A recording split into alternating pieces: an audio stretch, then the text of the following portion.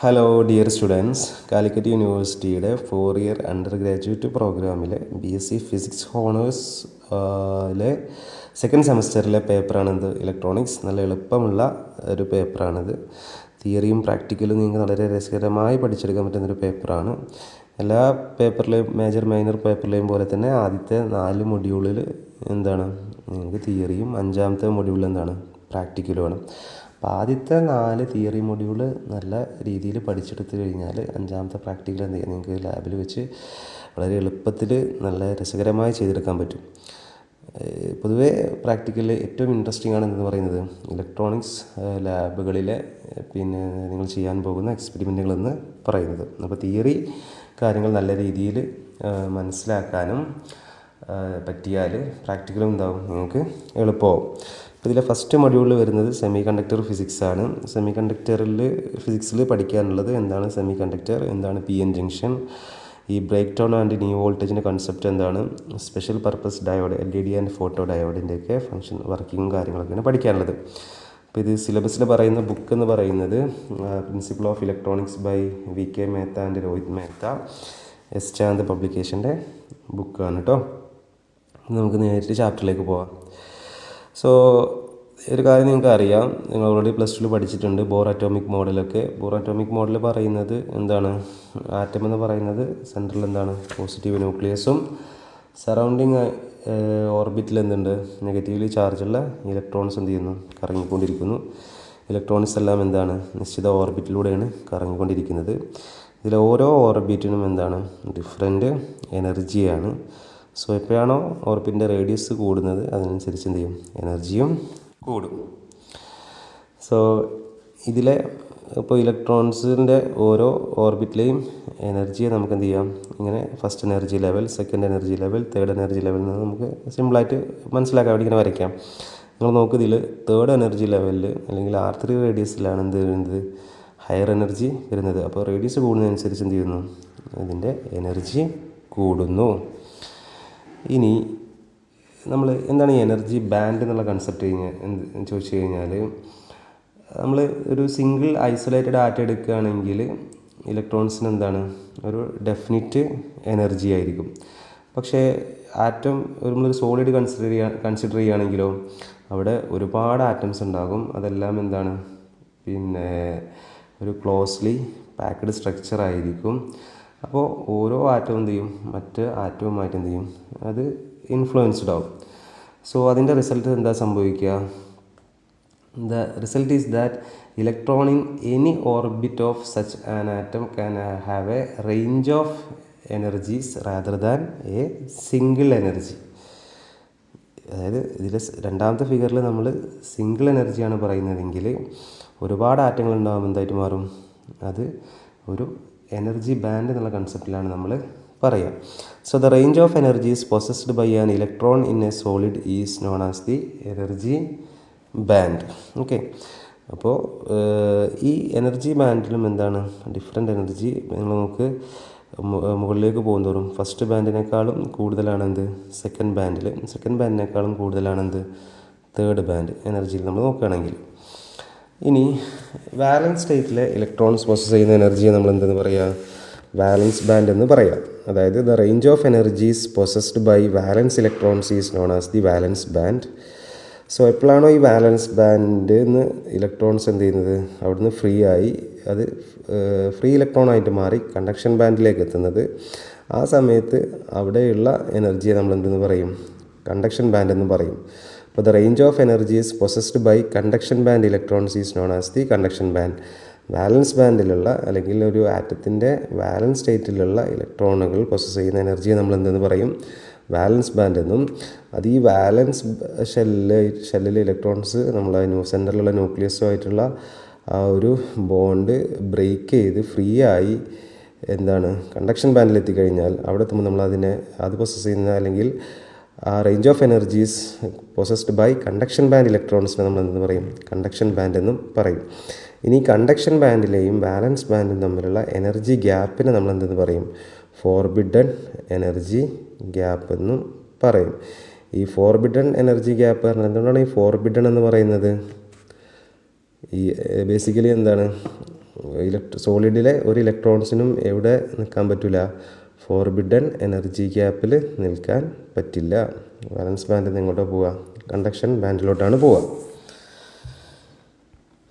ഇനി നമുക്ക് എനർജി ബാൻഡിൻ്റെ അനുസരിച്ച് മെറ്റീരിയൽ നമുക്ക് എന്ത് ചെയ്യാം, 3 രീതിയിൽ ക്ലാസിഫൈ ചെയ്യാം. ഒന്നാമതാണെന്ത് ഇൻസുലേറ്റർ, രണ്ടാമതാണെന്ത് കണ്ടക്ടർ, മൂന്നാമതാണെന്ത് semi conductor. Okay, semi conductor ഞാനതിൽ എഴുതിയിട്ടില്ല. അപ്പോൾ ഇൻസുലേറ്ററിൽ നിങ്ങൾ നോക്ക്, വാലൻസ് ബാൻഡും കണ്ടക്ഷൻ ബാൻഡും തമ്മിലുള്ള എനർജി ഗ്യാപ്പ് എന്ന് പറയുന്നത് എന്താണ്, ഏകദേശം 15 ഇലക്ട്രോൺ വോൾട്ടാണ് അല്ലേ. പക്ഷേ കണ്ടക്ടേഴ്സിലാണെങ്കിലോ ഒരു ബാൻഡ് ഗ്യാപ്പ് നിങ്ങൾക്ക് കാണാൻ പറ്റുന്നില്ല. കണ്ടക്ഷൻ ബാൻഡും വാലൻസ് ബാൻഡും എന്താണ്, പരസ്പരം ഓവർലാപ്പാണ്. പക്ഷേ സെമി കണ്ടക്ടേഴ്സിലേക്ക് വരുമ്പം എത്രയാണ് വരുന്നത്, സെമി കണ്ടക്ടേഴ്സിലേക്ക് വരുമ്പം അത് 1 ഇലക്ട്രോൺ വോൾട്ടാണ്. അപ്പോൾ ഇൻസുലേറ്ററിൻ്റെ കേസിൽ എന്തുണ്ടാവില്ല, വാലൻസ് ബാൻഡിൽ നിന്ന് ഇലക്ട്രോൺസിന് എങ്ങോട്ട് എത്തിപ്പെടാൻ പറ്റില്ല, കണ്ടക്ഷൻ ബാൻഡിൽ എത്തിപ്പെടാൻ പറ്റില്ല. അതുകൊണ്ട് അത് എന്താണ്, ഫ്രീ ഇലക്ട്രോൺസ് ആയിട്ട് നമുക്ക് എന്ത് ചെയ്യാം, അല്ല കണ്ടക്ഷൻ ബാൻഡിൽ എന്തുണ്ടാവില്ല, ഇലക്ട്രോൺസ് ഉണ്ടാവില്ല. അപ്പോൾ ഇവിടെ ഇതിന് എക്സാമ്പിളാണ് എന്ത്, വുഡ്, ഗ്ലാസ് പോലെയുള്ള സംഗതികളൊക്കെ. പക്ഷേ കണ്ടക്ടേഴ്സ് ആണെങ്കിൽ നോക്ക്, വാലൻസ് ബാൻഡും കണ്ടക്ഷൻ ബാൻഡും എന്താണ്, പരസ്പരം ഓവർലാപ്പ്ഡ് അല്ലേ, അവിടെ അങ്ങനെ ഒരു ഗ്യാപ്പില്ല. അതുകൊണ്ട് തന്നെ കണ്ടക്ഷൻ ബാൻഡിൽ എന്തുണ്ടാവും, ഇഷ്ടംപോലെ ഫ്രീ ഇലക്ട്രോൺസ് ഉണ്ടാവും. സോ ഇതെന്ത് ചെയ്യും, ഈ കണ്ടക്ടേഴ്സ് എന്ത് ചെയ്യും, കറണ്ടിനെ കണ്ടക്ട് ചെയ്യാൻ എന്ത് ചെയ്യും, പ്രത്യേകിച്ച് റെസിസ്റ്റൻസും കാര്യങ്ങളൊന്നും ഉണ്ടാവില്ല, ഈസി ആയിട്ട് കണ്ടക്ട് ചെയ്യും. പക്ഷേ സെമി കണ്ടക്ടർ നിങ്ങൾ നോക്ക്, അവിടെ എന്തുണ്ട്, ഒരു എനർജി ഗ്യാപ്പ് ഉണ്ട്, 1 ഇലക്ട്രോൺ വോൾട്ട്. അവിടെയും വാലൻസ് ബാൻഡിൽ ഉള്ള ഇലക്ട്രോൺസിനെ നമുക്ക് എവിടെ എത്തിക്കാൻ പറ്റും, കണ്ടക്ഷൻ ബാൻഡിലേക്ക് എത്തിക്കാൻ പറ്റും, നമുക്ക് എന്തെങ്കിലും ഒരു എനർജി കൊടുത്തു കഴിഞ്ഞാൽ. അപ്പോൾ ഇൻസുലേറ്റേഴ്സിന് എക്സാമ്പിളാണെന്ത്, പ്ലാസ്റ്റിക്, ഗ്ലാസ് പോലെയുള്ള. കണ്ടക്ടേഴ്സിന് എക്സാമ്പിളാണെന്ത്, കോപ്പർ, അലൂമിനിയം പോലെയുള്ള സംഗതികൾ. സെമി കണ്ടക്ടറിന് എക്സാമ്പിളാണെന്ത്, ജർമേനിയം, സിലിക്കൺ പോലെയുള്ളവ. സോ ഇതാണെന്ത്, ഒരു സിലിക്കൺ ആറ്റം, ഇതാണെന്ത് ജർമേനിയം. സിലിക്കണിൻ്റെ വാലൻസ് സ്റ്റേറ്റിൽ എത്ര ഇലക്ട്രോൺസ് ഉണ്ട്, 4. ജർമേനിയത്തിൻ്റെയും വാലൻസ് ഷെല്ലിൽ എത്ര ഇലക്ട്രോൺസ് ഉണ്ട്, 4 ഇലക്ട്രോൺസ് ആണ് ഉള്ളത്. അപ്പോൾ ഈ വാലൻസ് സ്റ്റേറ്റിൽ 4 ഇലക്ട്രോൺസ് ഉള്ള ആറ്റങ്ങളെ പൊതുവെ നമുക്ക് എന്തിൽ പറയാം, സെമി കണ്ടക്ടേഴ്സിൻ്റെ കേസിൽ നമുക്ക് എന്ത് ചെയ്യാൻ പറ്റും, പറയാൻ പറ്റും. തൊട്ടടുത്ത ഫിഗറിലേക്ക് നിങ്ങൾ നോക്കിയേ, ഇവിടെയും നിങ്ങൾക്ക് കാണാൻ പറ്റും, ഇതെന്താണ്, ഇതൊരു silicon ആറ്റത്തിൻ്റെ സ്ട്രക്ചറാണ്. E1, E2 and E3, ഈ ഓരോ ഡിഫറെൻറ്റ് ഓർബിറ്റ്സിൻ്റെയും എന്താണ് കറസ്പോണ്ടിങ് ആയിട്ടുള്ള എനർജിയാണ് ഇവിടെ പറയുന്നത്. E1, E2, E3 എത്രയാണ്, 0.7 ഇലക്ട്രോൺ വോൾട്ട്. ഇനി അത് കണ്ടക്ഷൻ ബാൻഡായിട്ടുള്ള എനർജി ഗ്യാപ്പ് എന്ന് പറയുന്നത് എത്രയാണ്, 1.8 ഇലക്ട്രോൺ വോൾട്ട്. സോ ഈ എനർജി ഗ്യാപ്പിൽ എന്തുണ്ടാവില്ല, ഇലക്ട്രോൺസിനൊന്നും എക്സിസ്റ്റ് ചെയ്യാൻ കഴിയില്ല. സോ ഒരു ഇലക്ട്രോണിന് ഒരു 1 ഓർബിറ്റിൽ നിന്ന് തൊട്ടടുത്ത ഹയർ ഓർബിറ്റിലേക്ക് പോകണമെങ്കിൽ നമ്മൾ എന്ത് ചെയ്യണം, നിർബന്ധമായിട്ടും ഒരു എക്സ്റ്റേണൽ എനർജി നമ്മൾ എന്ത് ചെയ്യണം, കൊടുത്തിരിക്കണം. ഓക്കെ, അപ്പോൾ ഇത്രയാണ് ഒരു ആറ്റത്തിൻ്റെ ബേസിക് ആയിട്ടുള്ള സ്ട്രക്ചർ എന്ന് പറയുന്നത്. ഇനി സെമി കണ്ടക്ടർ ഫിസിക്സിലേക്ക് വരികയാണെങ്കിൽ ബേസിക്കലി എന്താണ് സെമി കണ്ടക്ടർ എന്ന് ചോദിച്ചു കഴിഞ്ഞാൽ, A semi conductor is A substance which has A resistivity in between conductors and insulators. അതായത് റെസിസ്റ്റിവിറ്റി എന്ന് പറയുന്നത് കണ്ടക്ടേഴ്സിനേക്കാളും എന്താണ്, കണ്ടക്ടേഴ്സിനേക്കാളും കൂടുതലാണ്. പക്ഷേ ഇൻസുലേറ്റേഴ്സിനേക്കാളും കുറവുള്ള മെറ്റീരിയൽസിനെ നമ്മൾ എന്തെന്ന് പറയുക, സെമി കണ്ടക്ടർ എന്ന് പറയുക. എക്സാമ്പിൾ ആരൊക്കെ, germanium, silicon, selenium and carbon. ഇത് 10⁻⁴ ആണ് കേട്ടോ. നിങ്ങൾ ആ 10⁻⁴ അത് ക്യാൻവയിൽ നമ്മൾ ടൈപ്പ് ചെയ്ത സമയത്തുണ്ടായ ഒരു എററാണ്. 10⁻⁴ to 0.5 ഓം മീറ്ററാണ്. ഇനി നിങ്ങൾ ആ ടേബിളിലേക്ക് നോക്ക്, അവിടെ നിങ്ങൾക്ക് എന്ത് കാണാം, കോപ്പർ ഒരു ഗുഡ് കണ്ടക്ടറാണ്. പക്ഷേ അതിൻ്റെ റെസിസ്റ്റിവിറ്റി എന്ന് പറയുന്നത് എത്രയാണ്, 1.7 × 10⁻⁸ ഓം മീറ്ററാണ്. കമ്പാരിറ്റീവ്ലി എന്താണ്, കുറവാണ്. പക്ഷേ ജർമേനിയത്തിൻ്റെ റെസിസ്റ്റിവിറ്റി എത്രയാണ്, അതൊരു സെമി കണ്ടക്ടറാണ്, 0.6 ഓം ആണ്. ഗ്ലാസിൻ്റെ നിങ്ങൾ നോക്ക്, ഏറ്റവും ഹയറാണ്, 9 × 10⁻11 ആണ്. ഒന്ന് കോപ്പറിൽ 10⁻⁻8 വരുമ്പം ഗ്ലാസ്സിലേക്ക് എത്ര വരുന്നു? 10⁻11 വരുന്നു. ഓക്കെ, ഇനി മറ്റൊരു കാര്യമാണ് റെസിസ്റ്റൻസ് മെറ്റീരിയൽ നിക്രോമിന് എത്ര വരുന്നത്? 10⁻⁻4. അപ്പോൾ ഇതിൻ്റെ എല്ലാം ഒരു ഇടയിലുള്ള സാധനമാണ് എന്ത്? സെമി കണ്ടക്ടർ എന്ന് പറയുന്നത്. എന്തൊക്കെയാണ് ഈ സെമി കണ്ടക്ടറിൻ്റെ പ്രോപ്പർട്ടി? ഒന്നാമത്തെ property, the resistivity of a semi conductor is less than an insulator but more than a conductor.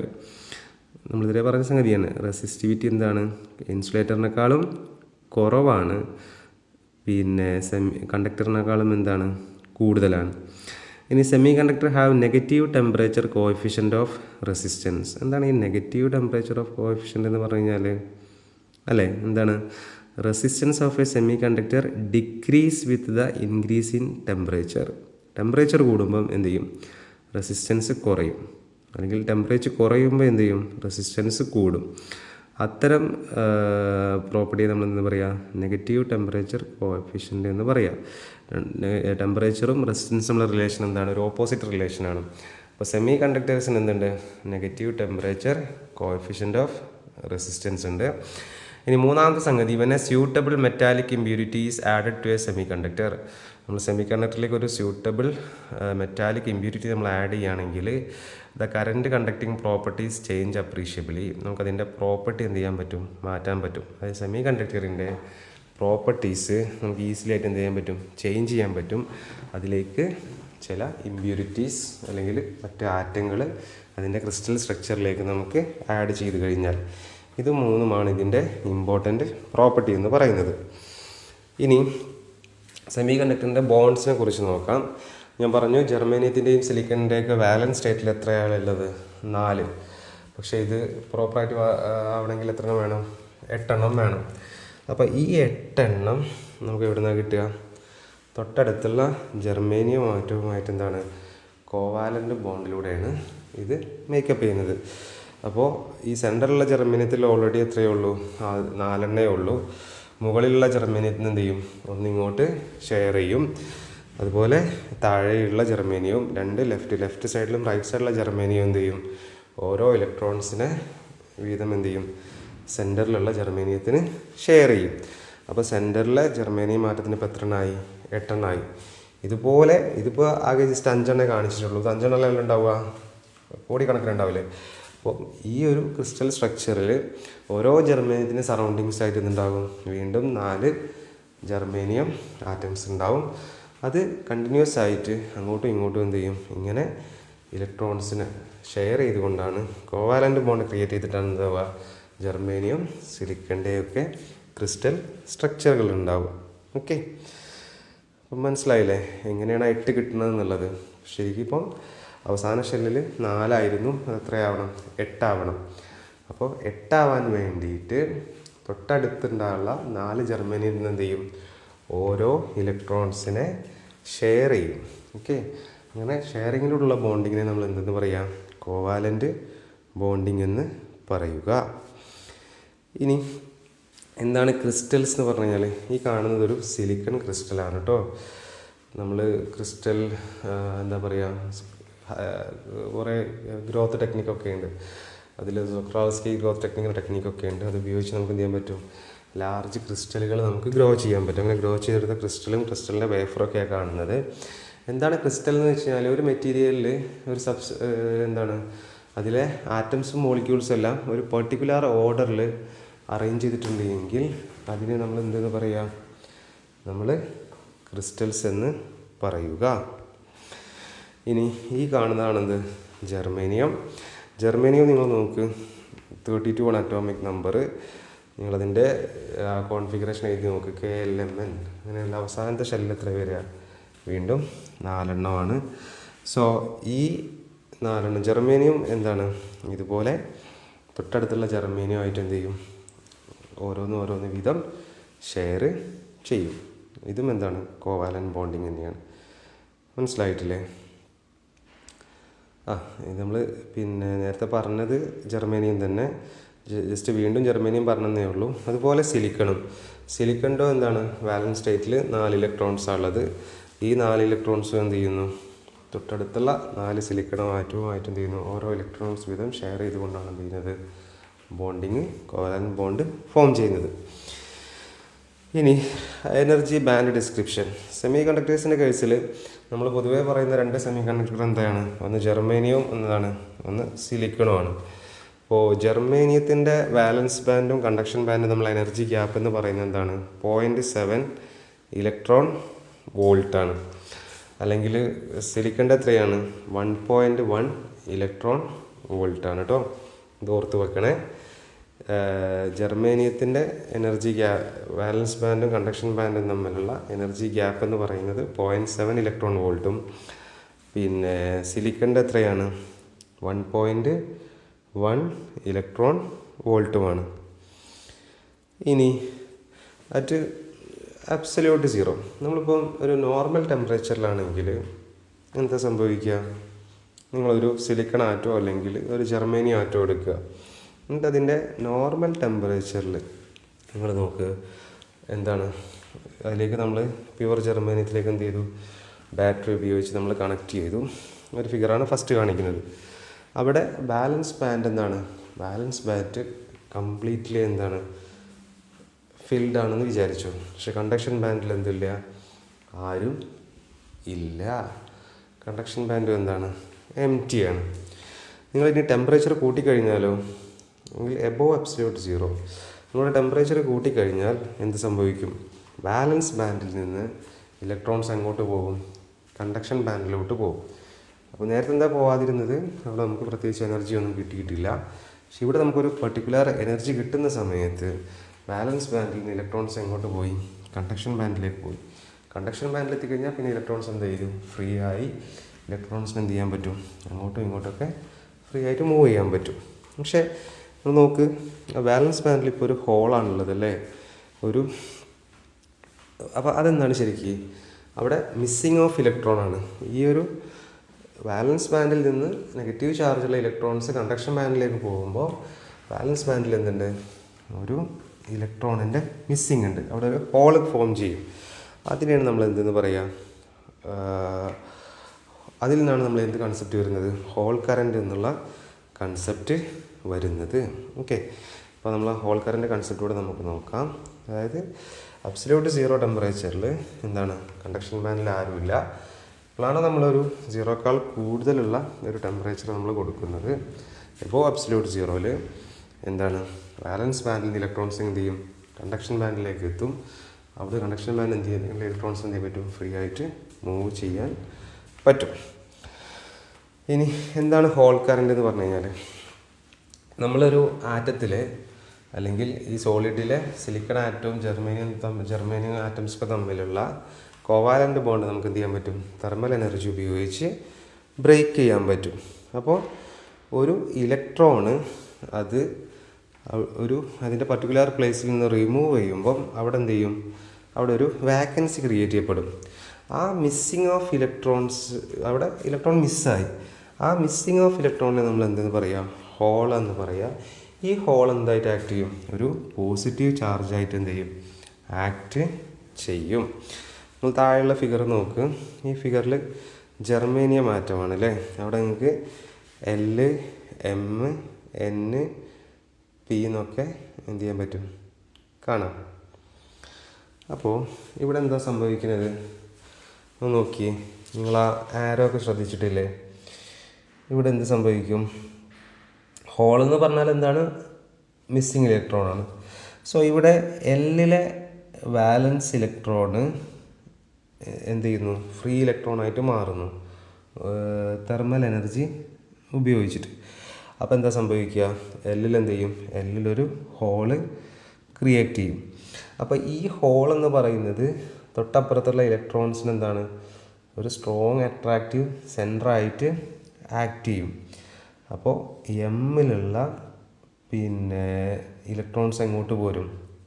Lലോട്ട് പോരും. ഓക്കെ, അപ്പോൾ എമ്മിൽ ഉള്ള ഇലക്ട്രോൺസ് Lലോട്ട് പോന്നു കഴിഞ്ഞാൽ എമ്മിൽ വീണ്ടും എന്ത് ചെയ്യും? ഒരു ഹോള് ക്രിയേറ്റ് ചെയ്യും. ഈ ഹോള് എന്നിലുള്ള ഇലക്ട്രോൺസിന് എന്ത് ചെയ്യും? അട്രാക്റ്റ് ചെയ്യും അല്ലേ? അപ്പം എന്നിലെ ഇലക്ട്രോൺസ് എങ്ങോട്ട് പോരും? എമ്മിലോട്ട് പോരും. അപ്പോൾ എന്നിൽ ഹോള് ക്രിയേറ്റ് ചെയ്യും. അപ്പോൾ അങ്ങനെ എന്നിൽ ഹോള് ക്രിയേറ്റ് ചെയ്തു. അപ്പോൾ എന്നിലുള്ള ഹോള് വീണ്ടും പിയിലുള്ള ഇലക്ട്രോൺസിന് എന്ത് ചെയ്യും? അട്രാക്റ്റ് ചെയ്യും. അപ്പോൾ പിയിൽ ഇലക്ട്രോൺസ് ഇങ്ങോട്ട് പോരുമ്പോൾ പിയിൽ എന്ത് ചെയ്യും, ഹോള് ക്രിയേറ്റ് ചെയ്യപ്പെടും. ബേസിക്കലി എന്താണ് കറണ്ട് എന്ന് പറഞ്ഞു കഴിഞ്ഞാൽ ചാർജിൻ്റെ മൂവ്മെൻറ്റ്സിനെ നമ്മൾ എന്തെന്ന് പറയാം, കറണ്ട് എന്ന് പറയാം. അപ്പോൾ ഇവിടെ ഹോൾ എന്ത് ചെയ്യുന്നു, മൂവ് ചെയ്യുന്നു അല്ലേ. ഹോള് എല്ലിൽ നിന്ന് തുടങ്ങി അവസാനം ഇവിടെ എത്തി, പിയിലെത്തി. നിങ്ങൾ ഈ ബാൻഡ് സ്ട്രക്ചറിലേക്ക് നോക്ക്. സിമ്പിളായിട്ട് ഇപ്പോൾ എല്ലിലെ വാലൻസ് ബാൻഡിൽ എൽ എന്നുള്ള പൊസിഷനിൽ നിന്ന് എന്ത് ചെയ്യുന്നു, ഇലക്ട്രോൺസ് കണ്ടക്ഷൻ ബാൻഡിലേക്ക് പോകുന്നു. അപ്പം എമ്മിലേക്ക് ആര് വരും, എമ്മിൽ ഇലക്ട്രോണ് എല്ലിലേക്ക് വരും. അപ്പോൾ എമ്മിൽ എന്ത് ക്രിയേറ്റ് ചെയ്യപ്പെടും, ഹോള് ക്രിയേറ്റ് ചെയ്യപ്പെടും. അത് ആര് ഫില്ല് ചെയ്യും, എന്നിൽ ഇലക്ട്രോൺസ് ഫില്ല് ചെയ്യും. അങ്ങനെ ഹോൾ എന്ത് ചെയ്യും, ഹോളിൻ്റെ മൂവ്മെൻറ്റും ഉണ്ടാവും. അപ്പോൾ ഒരു കറണ്ട് ഉണ്ടാവണമെങ്കിൽ നമ്മൾ ഈ ഹോൾ കറണ്ടായിട്ട് പറയണമെങ്കിൽ എന്ത് വേണം, അവിടെ ഹോളിൻ്റെ മൂവ്മെൻറ്റ് ഉണ്ടാവണം. ഓക്കെ. അപ്പോൾ സെമി കണ്ടക്ടറിൽ നിന്ന് എന്തൊക്കെ പോസിബിളാണ്, ഇലക്ട്രോൺസ് കൊണ്ടുള്ള കറൻറ്റും പോസിറ്റീവ് ചാർജ് ആയിട്ടുള്ള ഹോൾ കൊണ്ടുള്ള കറൻറ്റും എന്താണ്, പ്രാക്ടിക്കലി പോസിബിൾ ആണ്. ഓക്കെ. അപ്പോൾ ഇത്രയും കാര്യങ്ങളാണ് ഇതിൻ്റെ ഇൻട്രൊഡക്ഷൻ ഭാഗമായിട്ട് പറയാനുള്ളത്. ഇനി നമുക്ക് അടുത്ത ക്ലാസ്സിൽ പറയാനുള്ളത് എക്സ്ട്രിൻസിക് സെമി കണ്ടക്ടറും ഇൻട്രിൻസിക് സെമി കണ്ടക്ടറൊക്കെയാണ്. ഇത്രയും കാര്യങ്ങൾ മനസ്സിലായിട്ടുണ്ടാവുമെന്ന് വിചാരിക്കുന്നു. എന്തെങ്കിലും സംശയമുണ്ട് എങ്കിൽ എന്ത് ചെയ്യാം, താഴെ കമൻറ്റിൽ നിങ്ങൾക്ക് ചോദിക്കാം. Okay, thank you.